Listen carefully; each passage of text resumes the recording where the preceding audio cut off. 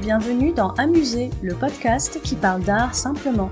Je suis Julie Bonneau, je vis à Paris, j'aime l'art, la culture et les musées, et j'ai créé ce podcast pour partager cette passion. L'objectif d'Amuser, c'est de raconter l'art autrement, de raconter l'art de manière ludique et décalée, de ressentir l'art sans trop l'intellectualiser. Si comme moi vous aimez apprendre sans faire trop d'efforts, vous êtes au bon endroit. Un nouvel épisode d'Amuser est mis en ligne tous les lundis. Vous pouvez vous abonner à Amuser sur les plateformes iTunes, Deezer et Podcast France. Je serai ravie de recevoir vos commentaires et suggestions, voire vos bonnes notes si ce podcast vous plaît. C'est le meilleur moyen d'encourager et de soutenir Amuser. Vous pouvez également me suivre sur les réseaux sociaux. Sur Instagram et sur Twitter, c'est le compte amuser_fr et sur Facebook et via la chaîne YouTube sous le nom Amuser.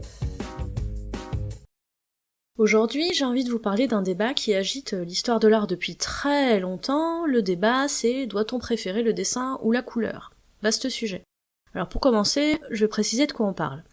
La bataille entre les partisans du dessin et les partisans de la couleur, elle démarre pendant la Renaissance italienne. Pour aller vite, les partisans du dessin, ils pensent que la ligne est supérieure parce qu'elle reflète le projet de l'artiste, sa raison, sa réflexion. En italien, le terme disegno, il signifie à la fois le dessin, l'acte de dessiner, et le dessin, le but. Les partisans de la couleur, eux, ils pensent que la couleur elle est supérieure parce qu'elle exprime la sensibilité et les sentiments de l'artiste. En gros, ce débat, c'est un peu raison versus passion. Ça a agité l'histoire de l'art à chaque époque. Alors on va faire un jeu, rapidement, je vais vous citer des noms d'artistes, et vous devez trouver s'ils sont plutôt team dessin ou team couleur. Attention, il y a peut-être des pièges parce que je suis une personne facétieuse. Les réponses sont dans les notes, mais essayez de pas tricher quand même. Alors, je vous dis, Delacroix, Cézanne, Degas, Matisse, Gauguin. Voilà pour le jeu, maintenant on va se remettre au boulot. Bon, moi je suis assez embêtée avec ce débat parce que j'arrive pas à choisir. Vous dites que j'ai probablement des questions existentielles, vous avez raison.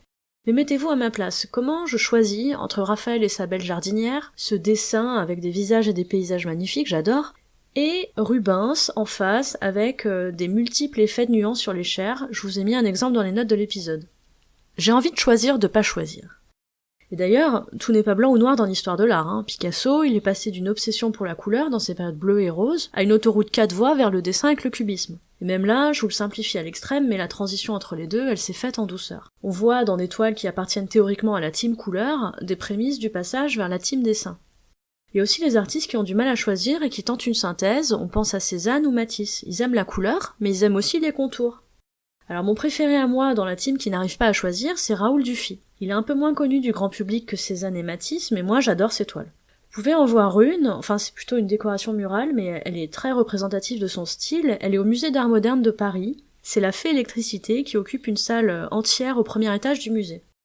Alors si on prend cette œuvre magnifique qu'est la Chambre à Aix, alors je suis désolée, elle appartient à une collection privée, et du coup j'ai pas de lien sérieux à vous mettre dans les notes des épisodes, mais il y a un moteur de recherche qui saura probablement vous aider. Cette œuvre, elle me semble une parfaite synthèse du dessin et de la couleur. La porte à gauche, c'est certes un rectangle orange, mais si Dufy dessine pas les contours autour, c'est difficile de comprendre que c'est une porte, idem pour l'armoire à droite. Et du coup, l'ensemble est assez harmonieux avec des aplats de couleurs et en même temps un trait rapide qui souligne juste les contours. Alors moi, je décide de me ranger dans cette team Dufy, je fais pas de choix entre dessin et couleur, voilà. Alors maintenant que vous avez les bases sur la querelle dessin-couleur, vous pouvez vous amuser à chercher à quelle team appartiennent les œuvres que vous croisez, c'est assez amusant. Vous trouverez dans les notes de cet épisode des références intéressantes en lien avec le sujet traité. N'hésitez pas à me faire part de vos commentaires sur Amuser. Si vous souhaitez encourager ou soutenir ce podcast, ou simplement dire que vous l'appréciez, n'hésitez pas à lui mettre une bonne note sur les plateformes d'écoute. Non seulement les bonnes notes ça fait plaisir et c'est encourageant, mais ça permet en plus de faire connaître Amuser. Merci à vous.